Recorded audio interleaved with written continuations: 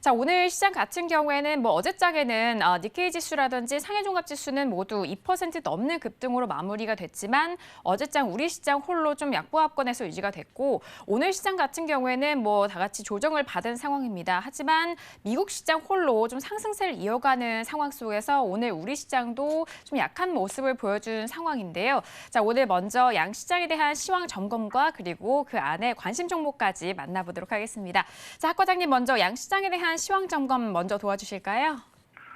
네, 코스피는 하락 출발했습니다. 그랬다가 상승 전환됐는데 결국은 하락 마감했고요. 기술적으로 본다 그러면은 단기 변곡점이다 이렇게 볼 수가 있겠습니다.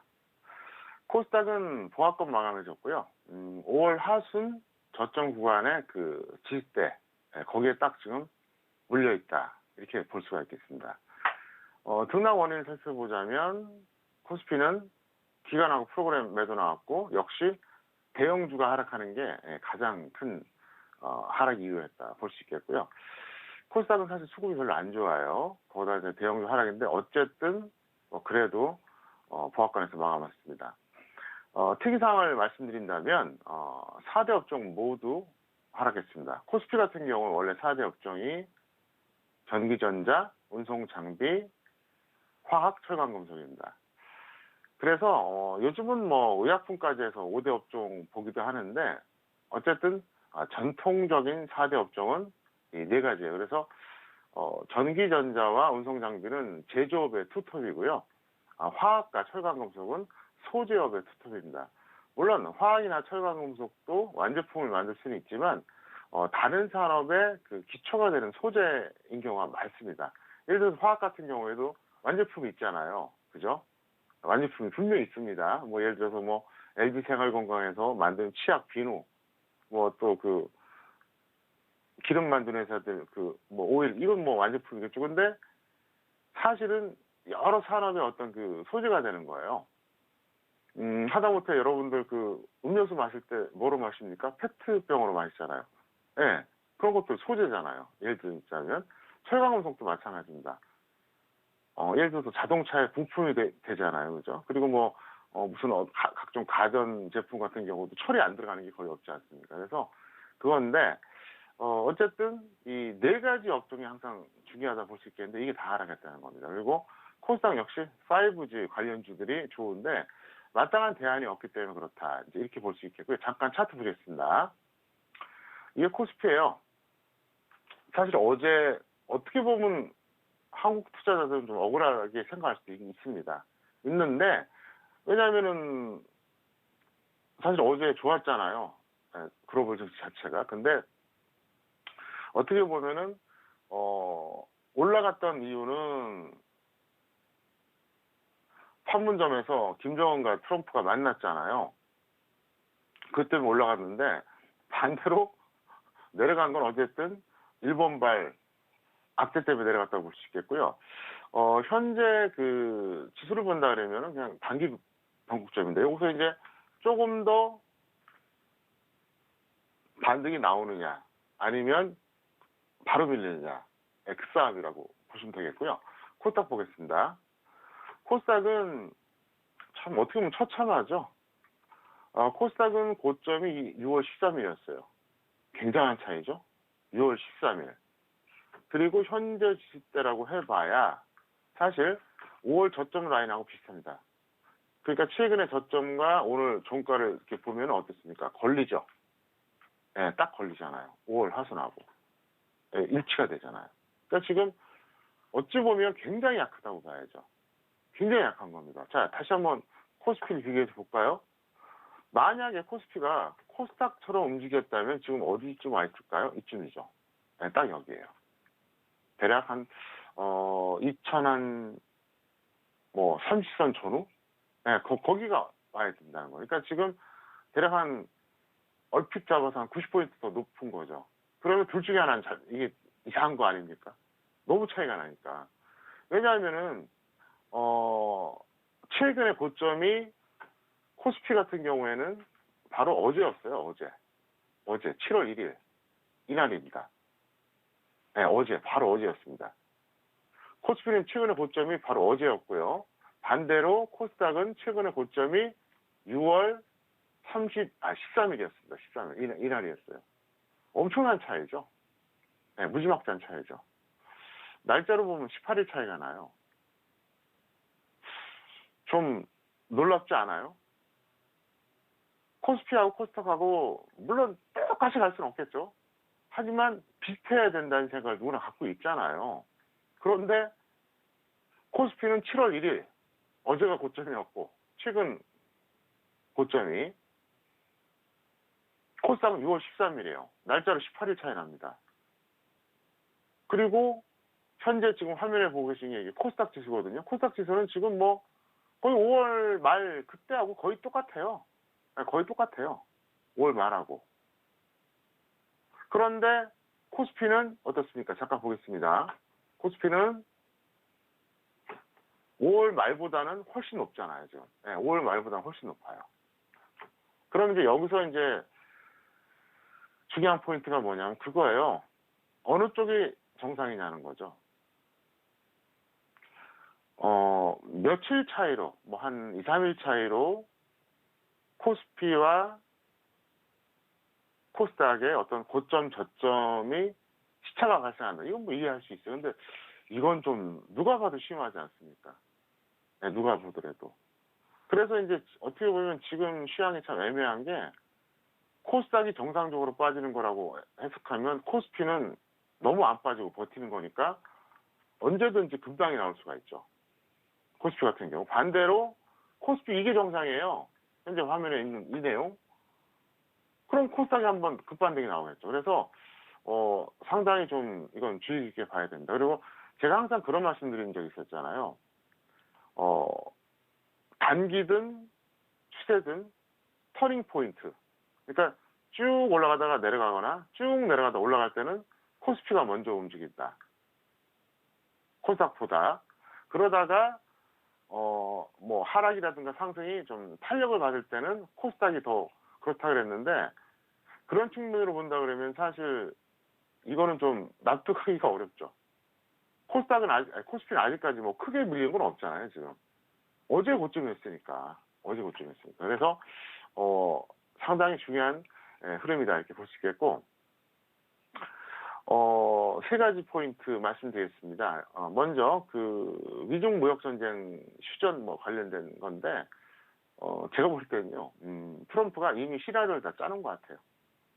예, 마치 그 고양이가 쥐를 갖고 노는 것처럼 내가 이렇게 행동하면 저쪽에서 이렇게 반응할 거야. 이미 다 계산해 놓고 예를 들어서 내가 어떻게 행동을 한다. 그러면 뭐 예를 들어서 저쪽에서 어떻게 반응하나 원투 쓰리가 했잖아요. 그럼 원이면 이렇게 하고 투면 이렇게 하고 쓰리면 이렇게 하고 이미 다 짜져 있는 것 같아요. 왜? 지금 이렇게 뭐 무슨 뭐 난리를 쳤다가 또 휴전됐다가 이게 벌써 몇 번이에요 도대체. 벌써 1년도 넘었어요. 그럼 제가 얘기한 게 맞을걸요?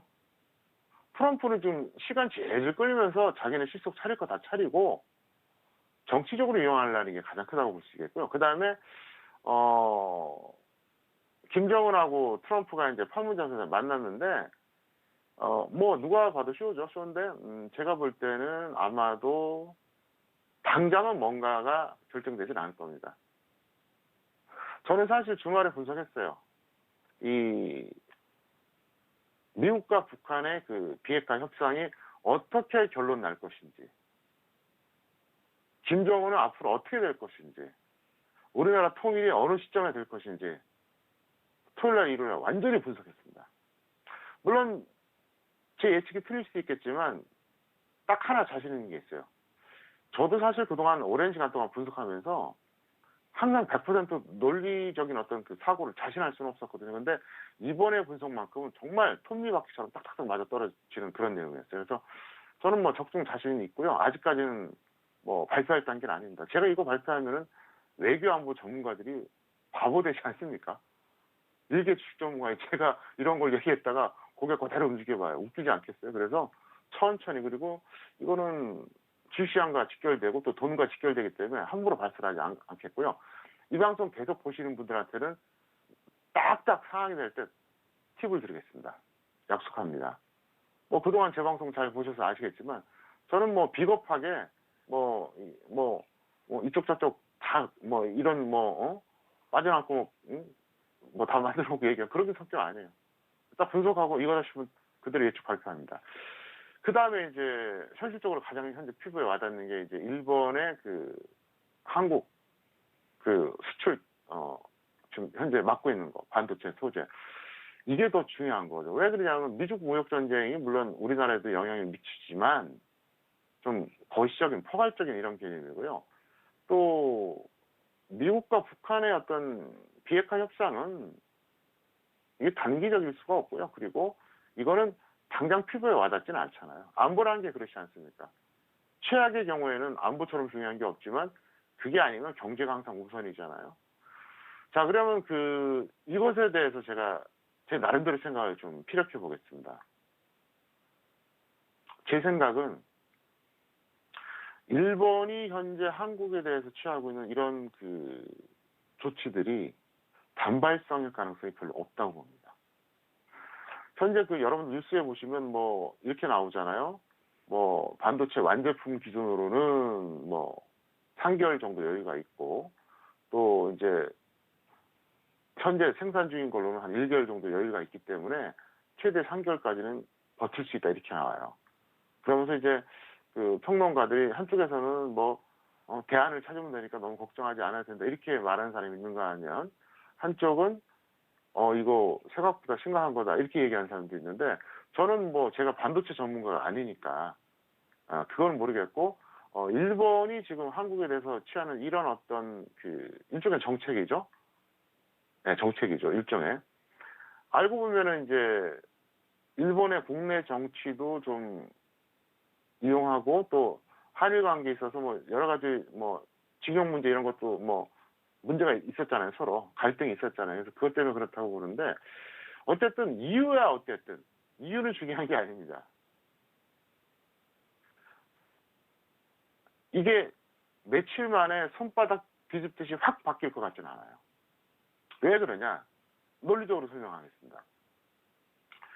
제가 2017년 3월부터 이 평택촌놈의 정석 투자를 진행하면서 벌써 이제 만 2년 4개월 됐죠.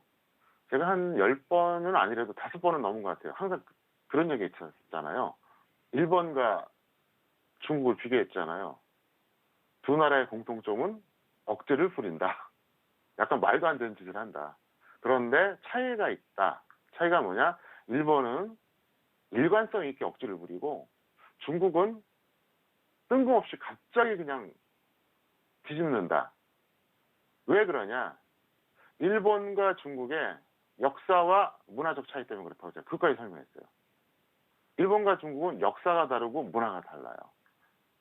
한번 여러분들 잘 생각해 보세요. 그동안 일본이 한국에 취했던 각종 외교 정책이라든가 뭐 이런 것들 한번 잘 보세요. 정말 일관성 있잖아요. 왔다 갔다 하질 않아요.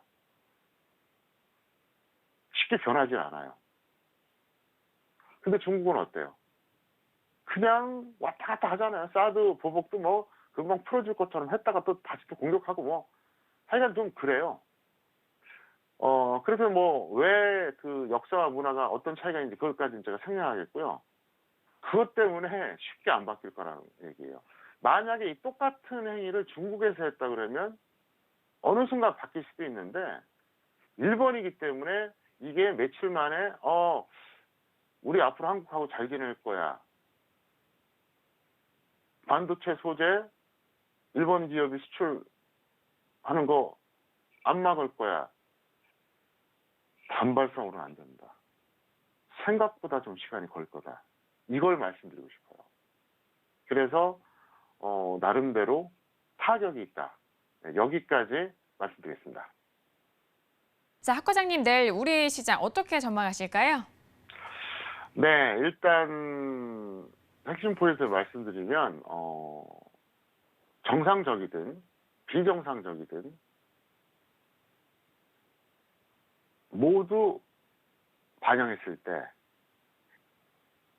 그러니까 정상적인 흐름으로 볼 때나 비정상적 흐름으로 볼 때나 반등 고점은 완성된 걸로 저는 보입니다.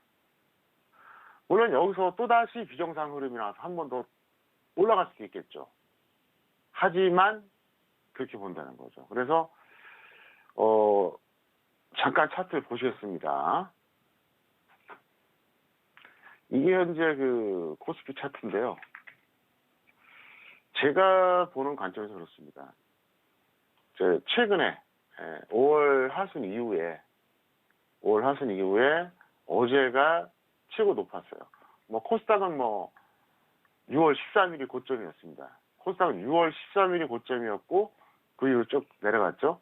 근데 코스피는 7월 1일 바로 어제였습니다. 근데 어떤 정상적으로 분석해봐도 그럴까? 어떤 제 분석 그 과정상 정상적인 고점으로 봐도 그렇고 비정상적인 고점으로 봐도 그렇고 어떤 걸 적용해도 반등 구조를 일단 완성했다고 봅니다. 굉장히 중요한 포인트죠. 물론 뭐 여기서 다시 7월 1일의 고점을 뚫고 계속 가지 말라는 법은 없습니다. 그럴 수도 있겠죠. 그런데 확률상 그렇다는 거예요. 이 한마디 굉장히 중요한 포인트가 될 겁니다. 그래서 코스닥은 뭐 다시 한번 설명드릴게요. 코스닥 같은 경우에는 뭐 사실 지금 어떻게 보면 처참하다고 봐야죠. 여기 있네요. 처참한 거예요. 코스피가 7월 1일 고점이었는데 코스닥은 6월 13일 고점이었어요. 그리고 현재 지수대가 5월 하순하고 뭐 거의 똑같아요. 거의 똑같아요. 쉽게 말해서 망가진 거예요, 이미. 그런데 코스피는 아직은 버티고 있는데, 그러니까 이제 여러분들이 지금 판단이 모호할 겁니다. 야, 여기서 더 갈 것 같기도 하고, 그냥 밀릴 것 같기도 하고. 그래서 제가 일단은 얘기하는 거예요. 구체적인 지수는 제가 생략합니다. 코스피 기준으로 몇 포인트가 정상적인 어떤 고점이고, 몇 포인트가 비정상적인 고점이다. 이건 있는데, 요거까지 제가 공개하기 좀 부담스럽고요.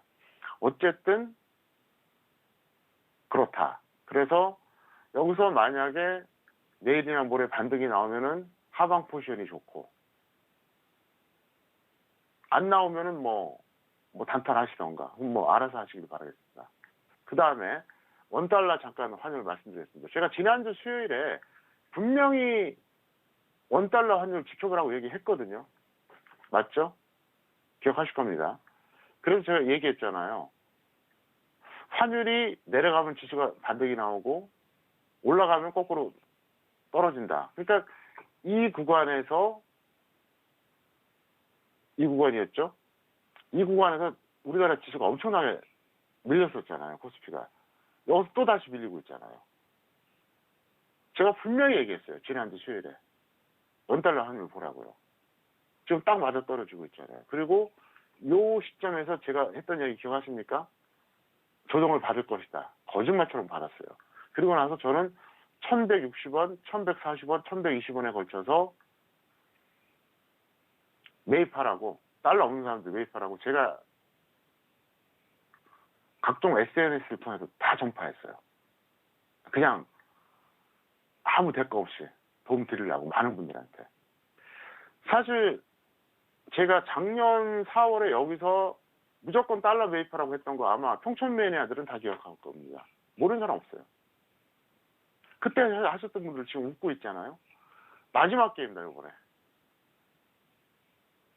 물론 환전하면 약간의 가격차가 있지만 1160원, 1140원, 1120원에 마지막으로 매입하시기 바라겠고요. 그 다음에 코스피 시장에 대한 거 좀 전에 말씀드렸던 것처럼 일단은 반등 고점은 완성됐다. 여기까지 말씀드렸습니다.